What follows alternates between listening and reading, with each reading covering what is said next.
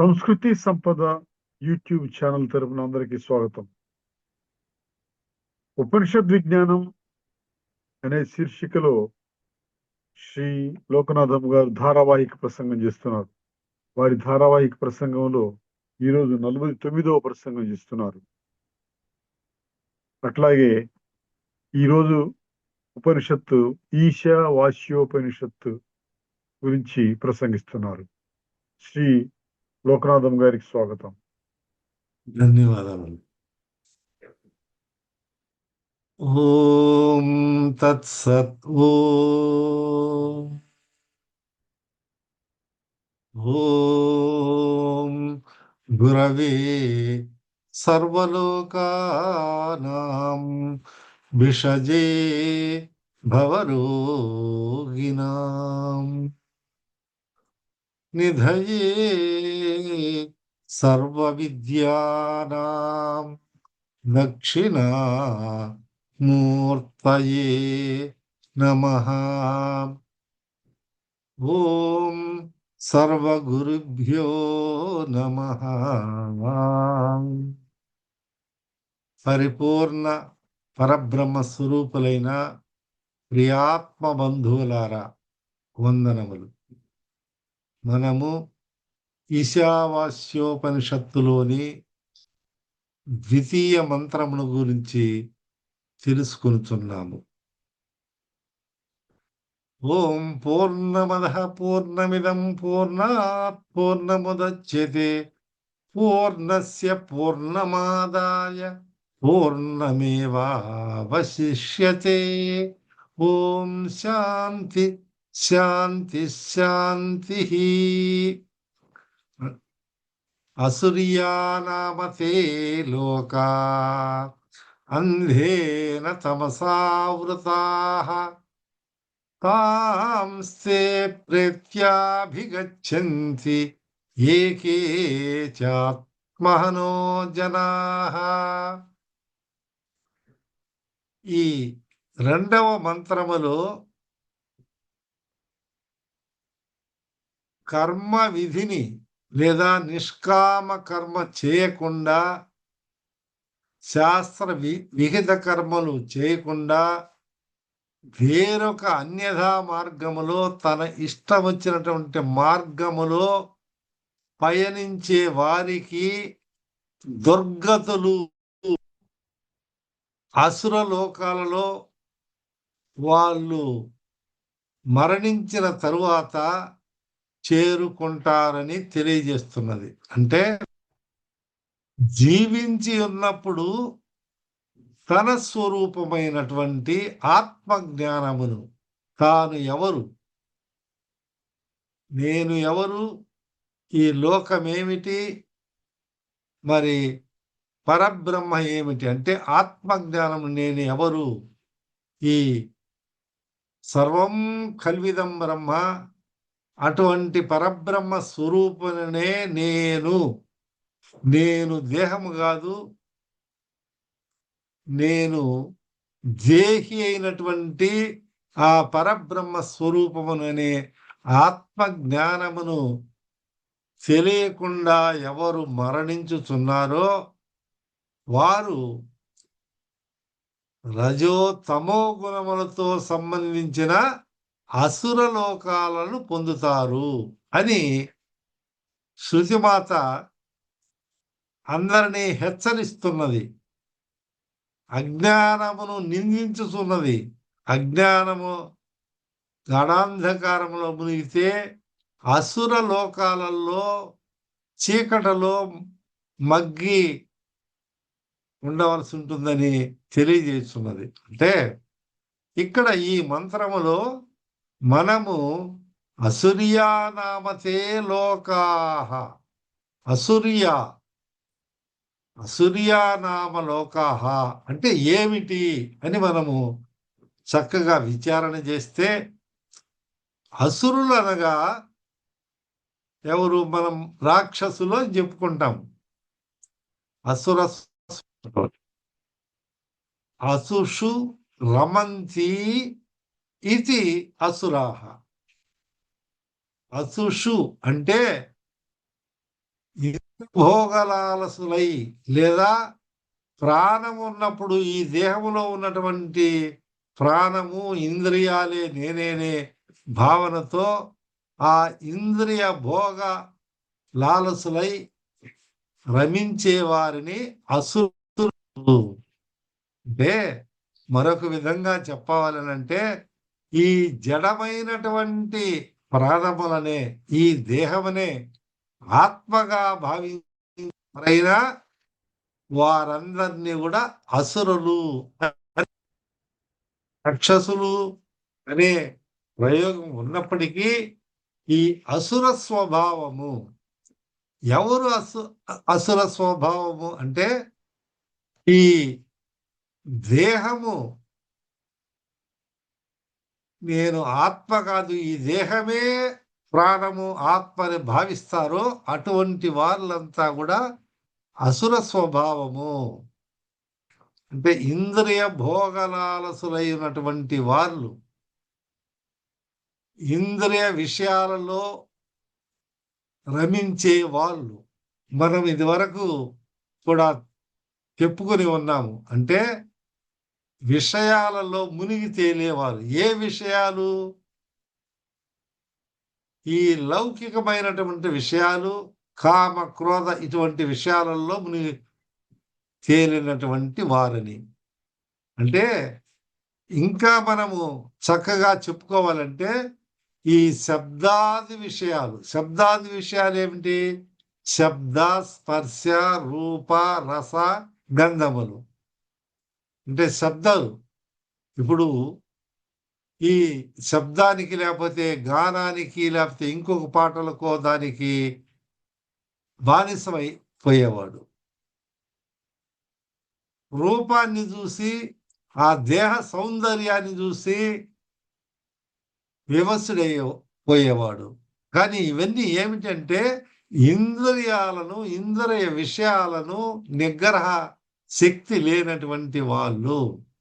రూపము, శబ్ద, స్పర్శ, రూపము, రసము, గంధము అంటే రసం అంటే రుచి. ఎన్ని చూసినప్పుడు తిండి, తీర్థము ఇవన్నీ కూడా రుచికరమైనటువంటి పదార్థాలు. గంధము వాసన, సుగంధ పరిమళమైనటువంటి వాసనలు కోరుకుంటూ ఉండేవాళ్ళు. ఇటువంటి ఈ పాంచభౌతికమైనటువంటి విషయాలచే అందు రమించేవాళ్ళు. వీళ్ళు ఎవరైనా సరే, ఏ లోకాలలో ఉన్నా సరే,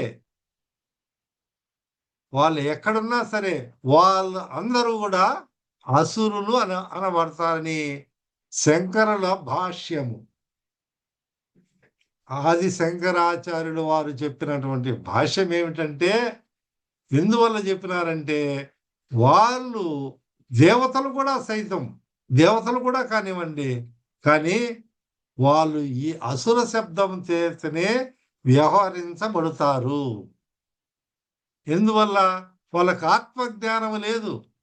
వాళ్ళు ఏదో భోగలాలసులై తరువాత ఇంద్రియ లోలులై ఆ ఇంద్రియ సుఖాలను అనుభవిస్తూ అదే లోకంగా భావిస్తున్నారు. కానీ ఆత్మజ్ఞానికి అది ఒక తుచ్చమైనటువంటి బ్రహ్మానందములో అది వ్యసనెత్తు కూడా కాదు. ఏమిటి?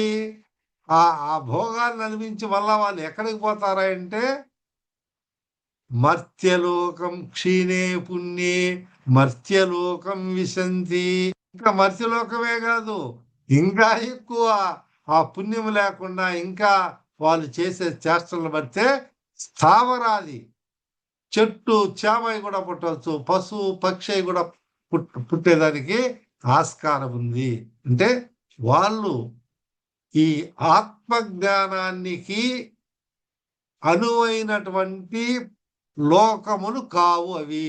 అది ఏ లోకమైనా కానివ్వండి, పాతాళ లోకం కానివ్వండి, ఈ దేవలోకం కానివ్వండి, ఇంకొక లోకంగా, ఈ అన్ని లోకాలలో కూడా ఇట్లా ఆత్మజ్ఞానానికి సంబంధించినటువంటి విషయాలు లేవు. పరమాత్మ భావన చేసే లేదా పరమాత్మ దృష్టితో చూసే అద్వయమైనటువంటి పరమాత్మ ఏకం సత్ విప్రా బహుదా వదంతి అని చెప్పిన ఏకమైనటువంటి ఆత్మ. ఎన్ని రకాలుగా విప్రులు చెప్పినప్పటికీ ఆ సత్యమైనటువంటి సత్య స్వరూపాన్ని తెలుసుకోవడమే ఈ ఆత్మ జ్ఞానం ద్వారా తెలుసుకుంటారు. కాబట్టి కాబట్టి ఈ ఆత్మ జ్ఞానం ద్వారా తెలుసుకుంటారు కనుక అటువంటి జ్ఞానం వారిలో లేదు. కనుక ఈ ఈ లోకములన్నీ కూడా అసుర లోకాల కిందకే చెందుతాయని ఆది శంకరాచార్యులు వారు కూడా భాష్యం చెప్తారు. ఎందువల్లంటే లోకాః లోక్యంతే దృశ్యంతే భుజ్యంతే, అవన్నీ కనబడుతున్నవి, అనుభవించుతున్నారు అనే ఉత్పత్తి అర్థం చేత ఆ కర్మ ఫలాలను ఎవరైతే అనుభవిస్తూ ఉంటారో ఆ జన్మలు ఏమి రాసిద్దా అంటే ఎవడెవడు లోకం వాడిదన్నారంట వీరబ్రహ్మం గారు సిద్ధయ్యను అడిగితే. అట్లా ఆయా లోకాలలో వాళ్ళు విషయ లోలురై విహరిస్తా ఉన్నప్పుడు వాళ్ళ తరువాత జన్మలు ఏమి ఎట్లా ఉంటాయి అనే దానికి చెప్తా ఉంటే అంధేన తమసావృతాః, ఆ లోకాలంతా అంధేన గాఢాంధకారమైనటువంటి ఆత్మ జ్ఞానము లేనటువంటి విచక్షణ జ్ఞానము లేనటువంటి నిత్యానిత్య వస్తు వివేకము లేనటువంటి లోకములవి. అంటే అంధేన తమసావృత, అంటే గాఢాంధకారమైనటువంటి అంధకార బంధురమైనటువంటి లోకములు. ఎందువలన అచ్చట జీవులకు ముఖ్యంగా తెలుసుకోవలసినటువంటి ఆత్మతత్వాన్ని తెలియబడనీయక ఆవరించిపోయింది, అంధకారం చేత ఆవరించుకుని ఉన్నవి. అంటే అక్కడ వెలుగు ప్రకాశము లేదని కాదు అర్థము.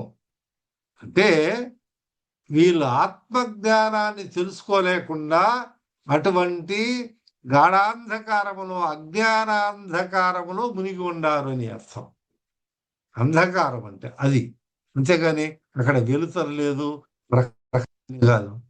ఎందువల్ల ఆత్మజ్ఞానాన్ని ఉద్ధరేదాత్మనాత్మానం ఆత్మానమవసాదయేత్ అని భక్తున్నారు కదా.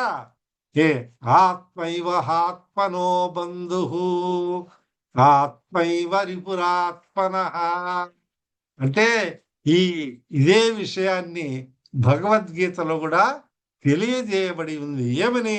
ఇది నిద్రపోయేటువంటి వారిని లేదా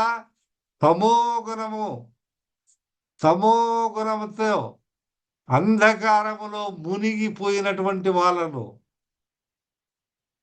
తట్టి లేపే, నిద్రపోయే వాళ్ళను తట్టి లేపే ఒక అలారం వంటిది, ఘంటానాదం వంటిది, ఢంకా భేరి అంటారే, ఇది ఆ మంత్రం. ఇది మనకు తెలుసు. ఈ 6వ అధ్యాయములో 5వ శ్లోకం. అంటే నిన్ను నువ్వు ఉద్ధరించుకొని మనకు ఈ మానవ శరీరాన్ని లేదా నీ ఆత్మను ఉద్ధరించుకోమని మనకు భగవంతుడు ప్రసాదించినటువంటి శరీరాన్ని దాన్ని వినియోగించుకోకుండా ఎప్పుడైతే ఇతను పతనావస్థలోకి జారిపోతాడో అప్పుడు అంధేన తమసావృత గాఢాంధకారమైనటువంటి లోకంలో మగ్గుతాడు అని దీని అర్థం. ఇవి పాతాళ లోకం కావచ్చు, స్వర్గలోకం కావచ్చు, ఏ లోకమైనా కావచ్చు. ఎందువల్ల అవి తపస్సు చేత రజోగుణము చేత ఆవరించబడి ఉన్నాయంటే అక్కడంతా భోగ లాలస తప్ప ఆత్మజ్ఞాన విచారణ లేదు. అంటే నేను దేహమా, దేహాత్మ భావనతోనే ఉన్నారు వాళ్ళు. ఆ దేహమే నేనని భ్రమించి ఉన్నారు. కోహం, ఎవరు నువ్వు? దేహమా, దేహం నాహం, నేను దేహాన్ని కాదు. ఎవరంటే నేను సోహం. ఈ 4 పదాలు తెలుసుకున్న సర్వ వేదాంత సారం ఇందులోనే ఉన్నది. కోహం, ఎవరు నువ్వు? దేహం, దేహమా? కాదు. నాహం, నేను దేహాన్ని కాదు. ఎవరంటే సోహం అనే ఆత్మజ్ఞానాన్ని తెలుసుకోనీయకుండా అడ్డుపడుతున్నాయి ఈ లోకాలు. ఎందువల్లంటే వాళ్ళు భోగ లాలసతో, దేహేంద్రియాదులతో నే విషయాలోలులై ఆ విధంగా ఉన్నారు కాబట్టి, అవి జ్ఞానం లేదు కాబట్టి, అజ్ఞానం కంటే చీకటి, అంతకంటే అజ్ఞానాంధకారం కంటే ఇంకొకటి లేదు కాబట్టి, అవన్నీ కూడా అంధకార బంధురమైనటువంటి లోకములే, స్వర్గలోకముతో సహా. అందుకనే చెప్పారు వేదాంత డిండిములో, అవిజ్ఞాతే జన్మనష్ట, విజ్ఞాతే జన్మ సార్థక. అవిజ్ఞాతే అంటే అవిజ్ఞానంలో ఉన్నవాడికి ఆ జన్మే నష్టము. ఎప్పుడైతే జన్మ సార్థకం అవుతుందంటే జ్ఞానాన్ని ఆత్మ జ్ఞానాన్ని సంపాదిస్తాడో అప్పుడు అతని యొక్క జన్మ సార్థకమైతుంది. అటువంటి సార్థక జన్మను నీకు ప్రసాదించు కూడా, భగవంతుడు ప్రసాదించు కూడా, నీవు అటువంటి ఆత్మ జ్ఞానాన్ని పొందకపోతే వాళ్ళందరూ కూడా ఈ అసుర లోకాలకు చెందుతారు, అసుర లోకాలలో ప్రవేశిస్తారు అని మనకు ఈ ఉపనిషత్ మాత ఉపదేశిస్తున్నది. అంతేకాదు, మనం భగవద్గీతలో కూడా 16వ అధ్యాయములో తదుపరి ఈ 16, 19, 20 శ్లోకాలలో కూడా చెప్పబడి ఉంది. ఏమని? ఈ ఆసురీం యోనిమాపన్న మూఢ జన్మని జన్మని మామప్రైవ కౌంతేయ తతో యాంత్యధమాం గతిం. వాసురిం యోనిమాపన్న మూఢా జన్మ, ఈ మూఢత్వం చేత ఈ జన్మనే మామప్రాప్య ఓ కౌంతేయ, నన్ను వాళ్ళు పొందలేరు. ఏ విధంగా అంటే వాళ్ళు అధమ గతిని అంటే చాలా నీచ గతులను పొందుతారు. ఎప్పుడు ఎవరైతే ఇటువంటి ఆత్మ జ్ఞానాన్ని పొందలేరో అటువంటి వాళ్ళంతా ఆ విధంగా అంటారు. అంధేన తమస ఆవృత, అజ్ఞానం చేత చీకటిలో ఆవరించుంటుంది. అంటే ఆత్మానాత్మ విజ్ఞానము లేకుంటే చీకటి చేత కప్పివేయబడుతుంది. నేను ఎవరు? నేను ఈ దేహమా? కాదు. ఈ ఇంద్రియాలా? కాదు. సర్వసాక్షి స్వరూపుడైనటువంటి కూటస్థ పరబ్రహ్మ స్వరూపుడు నేననే భావనతో ఎప్పుడైతే తెలుసుకుంటాడో అప్పుడు వాళ్లకు జ్ఞానం వస్తుంది. ఆ జ్ఞానం చేత బ్రహ్మానందంగా విరాజిల్లుతాడు. అంటే వీళ్ళు ఎట్లా ఉంటారు? వీళ్ళు కర్మ ఫలాలను, ఈ దేహాలను పొందుతారు. దేవతలు కూడా ఆ ఫలాలను పుణ్యం చేస్తారు. ఆ పుణ్యం అయిన తర్వాత ఆ పుణ్యం అయిపోతే ఆ ఇంద్రియాలతో అంతా రమించుకుంటా ఉంటారు. అదంతా ఆ ఖర్చు అయిపోతే, ఆ పుణ్యం ఖర్చు అయిపోతే ఎక్కడో తెలియదు. వాళ్ళు పశువులుగా పుట్టవచ్చు, పక్షిగా పుట్టవచ్చు, మానవులుగా పుట్టవచ్చు. ఒక మిశ్రమతగా అంటే మానవ జన్మిస్తే అది అదృష్టం అనుకోవాలి. ఇంకా ఎక్కువ తమస్సుతో నిండి ఇంకా దాని మీదనే గాఢాంధకారంగా ఉంటే వాళ్ళు ఏమని చెప్పారు? స్థావరం, ఆ చెట్టు చేమ, అంతకంటే ఇంకా అది లేదు. అధోగతి, ఇందాక చెప్పి అధమాంగతి అని చెప్పి ఆ విధంగా స్వర్గలోకములో ఉన్నప్పటికి కూడా వాళ్ళు ఆ విధంగా పతనం పొందుతారు. కాబట్టి మేలుకొనవండి. ఈ శేషపుణ్యాన్ని బట్టే, అంటే ఆ పుణ్యం ఆ కాలం వాళ్ళ యొక్క ఆ జీవన ఆ కాల పరిమితి ఉంటుంది. ఆ పరిమితి అయిపోయిన తరువాత వాళ్ళు మానవులోనో ఏ పుణ్యం లేకపోతే చెట్టో చామో అయి పుట్టాల. అంటే ఉపాసనను బట్టి జన్మ లభిస్తుంది. వాళ్ళు ఏ విధంగా ఉపాసన చేస్తా ఉంటే ఆ విధంగా జన్మ లభిస్తుంది. అది మనకు తెలుసు. జడ భరతుని వృత్తాంతం కూడా తెలుసు. ఆయన మహా జ్ఞాని అయినప్పటికి కూడా ఆ ఆ జడభరతుడు ఎప్పుడైతే ఆ ఆ గొర్రె పిల్లను లేదా మేక పిల్లను గురించి చింతిస్తా ఉంటాడో ఏ త్యజంతే కలే భరం తమే వైతి కౌంతే అన్నట్లు ఆ అంతిమ దశలో దేన్ని గురించి ఆలోచిస్తారో అదేగా వాళ్ళు పుడతారు. కాబట్టి అక్కడ ఏ ఉపాసన చేస్తే అది. ఇక్కడ ఈ లోకంలో కూడా అంతే. కొంతమంది జంతువులతో ఆడుకుంటా ఉంటారన్నమాట. ఆ కుక్కలు, పిల్లులు వీటిలతో ఆడుకుంటాం. అదంటే వాళ్ళ దగ్గర వాళ్ళ దగ్గరే పండ పెట్టుకోవడం, దానితోనే తిరుగుతా ఉండడం, దాన్ని సంకలో పెట్టుకొని తిరగడం. కొంతమంది గుర్రస్వారీ ఈ గుర్రాల పందాల్లో ఉంటారు. ఇంకా కొంతమంది కోళ్ళ పందాలు.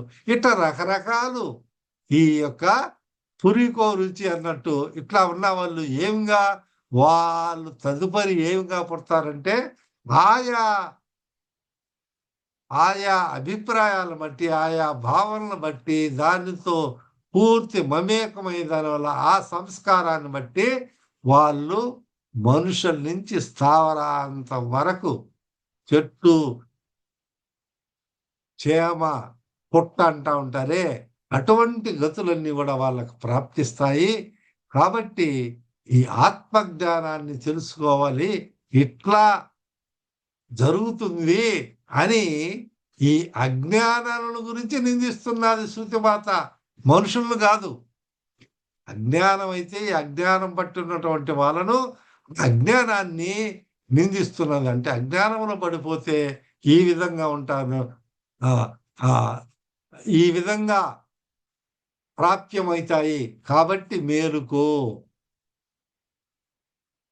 దీపం ఉన్నప్పుడే ఇల్లు చక్కదిద్దుకో, శరీర మాధ్యం కలు ధర్మ సాధనం అని తెలియజేస్తున్నది. సావరాంతక అధోగతిలోకి పడిపోకూడదు. మానవ జన్మ వచ్చినది కాబట్టి, ఓ మానవా, నీకు ఈ జన్మ వచ్చింది. ఈ జన్మలో నీకు విచక్షణ జ్ఞానము భగవంతుడు ప్రసాదించినాడు. దాన్ని నువ్వు చేసుకుంటేవా ఉద్ధరేది ఆత్మనాత్మన్. ఈ ఆత్మను నిన్ను నీవు ఉద్ధరించుకోవాలి. ఎవరికి వారే యమునా తీరే. యమునా నది ఉప్పొంగి ప్రవహించి వస్తే ఆ తీరంలో ఉన్న వాళ్ళు ఎవరికి వాళ్ళే జాగ్రత్తగా పరిగెత్తుకోవాలా, వాళ్ళు రక్షించుకోవాలా. ఆ విధానంగా ఈ జన్మలో కూడా ఎవరికి వాళ్ళే రక్షించుకోవాలి అని శృతిమాత చెప్తున్నది. అంటే వైరాగ్యాన్ని గురించి ప్రబోధనం చేస్తున్నదయ్యా. అజ్ఞానంలో పడి విషయ లాలసలు కాకుండా, భోగ లాలసలు కాకుండా మీరు చక్కగా ఆత్మ జ్ఞాన విచారణ చేయండి అని చెప్తున్నది. అంతేకాకుండా ఏకేచ ఆత్మజనోహన, ఇటువంటి వాళ్ళు ఏమిటి? ఆత్మహంతకులు. ఏమిటి? ఎవరైనా ఆత్మహత్య చేసుకున్నారనంట అంటే ఆత్మహత్య మహాపాపమే. వేదాంత పరిభాషలో ఎవరైతే ఆత్మ జ్ఞానాన్ని పొందకుండా వారు దేహాన్ని విడుస్తారో వాళ్ళను ఆత్మహంతకులు, ఆత్మఘాతకులు అని చెప్పింది. ఎందువల్ల? నీకు మనిషి జన్మ వచ్చినది, నువ్వు నీ ఆత్మ జ్ఞానాన్ని తెలుసుకునేదానికి నీవెవరో అని నిన్ను నువ్వు తెలుసుకునేందుకు ఈ జన్మ ప్రసాదించబడింది. అటువంటి ఉత్కృష్టమైనటువంటి జన్మ, మనుష్య జన్మ నీకు లభించినప్పటికీ తెలుసుకోకపోయిన దానివల్ల ఎవరైతే ఆత్మజ్ఞానాన్ని పొందరో వారందరూ కూడా ఆత్మహంతకులు, ఆత్మ ఘాతకులు అని శృతిమాత హెచ్చరిస్తున్నది. కాబట్టి మనకు ప్రసాదించినటువంటి ఈ జన్మను సద్వినియోగం చేసుకొని విచారణ చేసి, ఆత్మ విచారణ చేసి, శ్రవణ మనన నిధిధ్యాసన చేసి, సద్గురుని ద్వారా ఆత్మ జ్ఞానమును తెలుసుకొని, ఉపనిషత్తులు విజ్ఞానమును ఆస్వాదించి, వాటిని సద్గ్రంథ పఠములు, భాష్యాలు ఇవన్నీ తెలుసుకొని, మనము చక్కగా విచారణ చేస్తే ఆ స్వర్గలోకాలు మరి ఇతర ఏ లోకాలైనా కూడా అవన్నీ కూడా బంధించబడేదానికి తోడ్పడతాయి. కానీ ఆత్మ జ్ఞానము ఆ బ్రహ్మానందముతో విరాజిల్లేదానికి ఉపయోగపడవని ఈ మంత్రము మనకు తెలియజేస్తున్నది. కాబట్టి ఈ మంత్రమును మనము చక్కగా అర్థమును గ్రహించి ఆత్మ జ్ఞానాన్ని సంపాదించి బ్రహ్మానందముతో విరాజిల్లుదురుగాక. ఓం పూర్ణమదః పూర్ణమిదం పూర్ణాత్ పూర్ణముదచ్యతే పూర్ణస్య పూర్ణమాదాయ పూర్ణమేవావశిష్యతే. ఓం శాంతి శాంతి శాంతి. హరి ఓం తత్సత్. ఓం